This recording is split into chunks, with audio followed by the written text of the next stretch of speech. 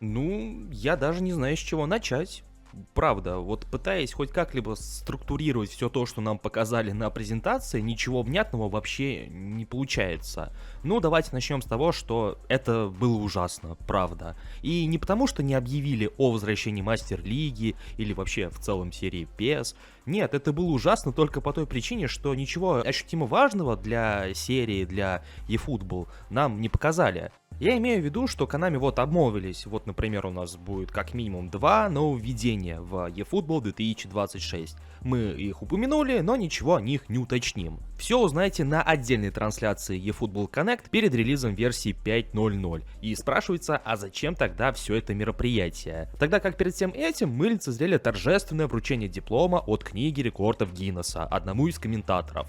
У нас 30-летие серии, и мы смотрим на непонятно что. Вывели на сцену Зика, чтобы бедный дедушка непонимающе хлопал глазами, пока переводчик ему не уточнит, что здесь происходит. Ну и вишенка на торте — это лицензия. Объявили все то, что мы и так по сути знали. Круто, конечно, что завезли Руни и Белла, но сюрприз-сюрприз, люди были о них осведомлены и за неделю до этой презентации. В общем, после краткого пересказа всего этого фарса, давайте более структурированно поговорим о том, что нам сегодня показали и рассказали. К слову, если вам необходимо пополнить ваш баланс монеточек в eFootball Mobile или в любой другой мобильной игре, то вам на PlayRock. Ведь на их сайте собраны одни из самых выгоднейших предложений на рынке. А также вы всегда можете предложить свои товары и услуги. А если вы обладатель такой платформы, как ПК, и играете в Steam, и вам необходимо пополнить его баланс, то это также можно сделать на PlayRock с наименьшей комиссией на рынке. Приобрести монеты и все остальное на их сайте вы можете в пару кликов, и что самое главное, безопасно. А учитывая, что PlayRock также любит проводить розыгрыши, в их официальном ТГ-канале проходит один из таких, в котором можно выиграть iPhone 16 за подписку на ТГ-канал. Все это и не только вы сможете найти по ссылке в описании и в закрепленном комментарии. Ну так, о чем это я? Точно. Первое, с чего стоит начать, так это с того, что нам показали кадры eFootball 2026. Сами Konami не утверждают, что это 26-я часть, потому что они отказались от нумерации еще в прошлом сезоне, но факт остается фактом, что нам показали более актуальные и свежие кадры, которые ожидают нас уже в августе месяце. И, судя по этим кадрам, особо ничего не изменится, как минимум в графической составляющей. Из интересного я приметил обновленный стадион среди всех этих кадров, и пока не могу сказать наверняка, то ли это новая моделька какого-то рандомного стадиона, то ли это Konami Stadium с обновленной крышей, то ли обновленный Camp Nou. Но последний и так засветился в трейлере, причем это был старый стадион без изменений, которые планируются на предстоящий сезон. Наверное, это вот единственное, что я могу отметить из этого трейлера, тогда как все остальное, в принципе, все то же, что Konami показывают и в других трейлерах. Как раз таки те самые два нововведения, о которых я говорил, они относятся уже к предстоящему релизу, который мы ожидаем в августе. Один из них будет касаться сквад-билдинга, то есть построения команды. Вторая, как я понимаю, что-то вроде отдельного режима. Касаемо сквад-билдинга и линков, я так понимаю, что Konami собираются вводить что-то вроде совместимости, сыгранности, как это было в серии FIFA, когда карточки имели либо полную сыгранность, если они из одной команды или одной национальности, среднюю сыгранность, если они из одной лиги. Ну и в общем вы поняли. Не факт, что будет все то же самое, но как минимум изменится роль тренера в составе. Это подтверждает и картинка, об этом говорил Гальвани, и по сути так оно и получается. Теперь построение составов, судя по всему, будет отличаться. Как раз таки это более-менее сходится со словами о том, что планируется изменение рейтингов. Konami собираются это дело немножко отрегулировать, чтобы рейтинги не уходили прям высоко-высоко. И я так понимаю, что вот подобное нововведение для этого как раз таки и было призвано.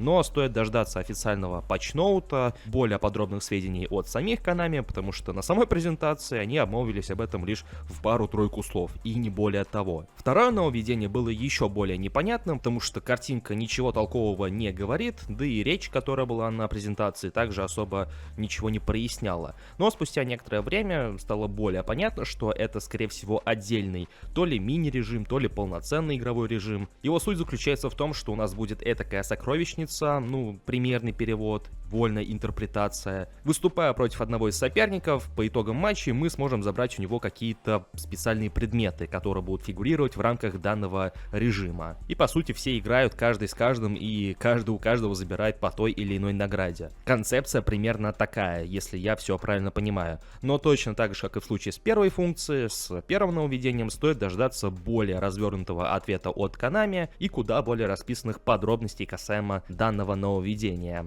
Одной из ключевых тем, которая была на этой презентации, на этой выставке, которую отмечали сами Konami еще до начала всего действия, это информация о лицензиях. Во-первых, подтвердились слухи о том, что в игре появится Боруссия, и она действительно появится. Появится со стадионом и даже 2 новыми паками, которые мы, скорее всего, увидим уже в предстоящий четверг. Это шоутаймовский набор, в котором дебютирует младший брат Беллингема, Джоб Беллингем, сразу же с шоутаймовской карточкой, и для менее богатых игроков, которые, скорее всего, сидят на фри-то-плейных составах, будет доступен пак селекции с игроками Дортмундской Боруссии. Также Konami заключили соглашение с Ассоциацией профессиональных футболистов. Это что-то типа профессионального объединения по лицензированию игроков, в число которых входят и игроки английской премьер-лиги. В общем-то, кадры, которые нам продемонстрировали, лишний раз это подтверждают. Правда, что именно несет за собой это соглашение, для чего оно, что оно даст, опять же, непонятно, потому что Konami не удосужились объяснить, как именно подобное соглашение, как именно подобная лицензия может повлиять на контент, и по сути в этом заключается проблема всей этой презентации. Они о чем-то объявляют, но делают это как-то буднично, быстро, толком не объясняют и сразу же идут вперед. Также упомянули о появлении новых легенд в игре, Пеле, Пушкаша и других ребят, и также заверили, что планируются и другие легенды. Когда именно нам их покажут, когда именно они появятся в игре, к сожалению, непонятно. Ну и официально подтвердили появление Гарта Бейла и Уэйна Руни. Последний так и вовсе стал амбассадором игры. Это круто, правда, но зачем так рано выпускать Пеле и Пушкаша? Почему упоминание Бейла и Руни появляется в базе данных за неделю до этого анонса? Из-за всего этого эффект неожиданности просто руинится. И поэтому получается, что вроде здорово, прикольные модельки, хорошие и отличные футболисты, но никакого удивления, неожиданности, восторга от всего этого нет, поскольку все это мы уже наблюдали ранее, хоть и не совсем официально, но это как минимум успело появиться в базе данных. Поэтому я и разочарован данной презентацией, потому что, казалось бы, юбилей 30-летия, можно было бы устроить такую помпезность в честь юбилея серии PES, а теперь уже eFootball, но по сути мы получили все то, что могли бы получить на любой другой презентации,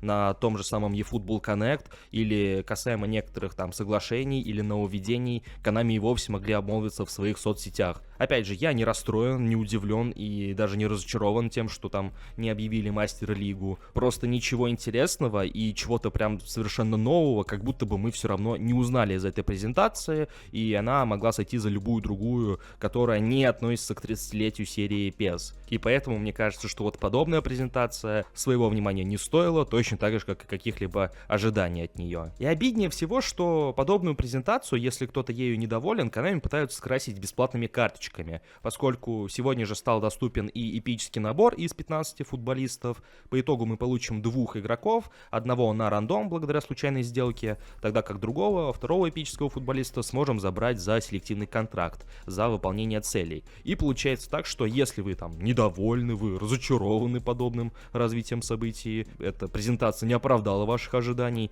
то вот, пожалуйста, в игре раздаем бесплатные карточки, наслаждайтесь. Подобное отношение мне вообще не нравится и выглядит уж больно-больно дешево. Уж не знаю, как вам. Конечно, спасибо за очередную раздачу, но кажется, что Konami пытаются ею прикрыться. Во всяком случае, подробности релиза версии 5.0.0 нас ожидают впереди, поскольку до августа осталось уже всего ничего, а само обновление ожидает нас в середине месяца. Поэтому уже вскоре будем наблюдать очередную презентацию, очередной стрим в виде eFootball Connect. Поэтому остаемся на связи. Подписывайтесь на этот канал, если находитесь здесь впервые. Обязательно подписывайтесь на наш телеграм-канал, поскольку все актуальные новости появляются именно там. Ну и не забывайте поддерживать это видео своей активностью в виде лайка и комментария, что вы думаете обо всем увиденном. Всем спасибо за просмотр, всем удачи и до скорых встреч!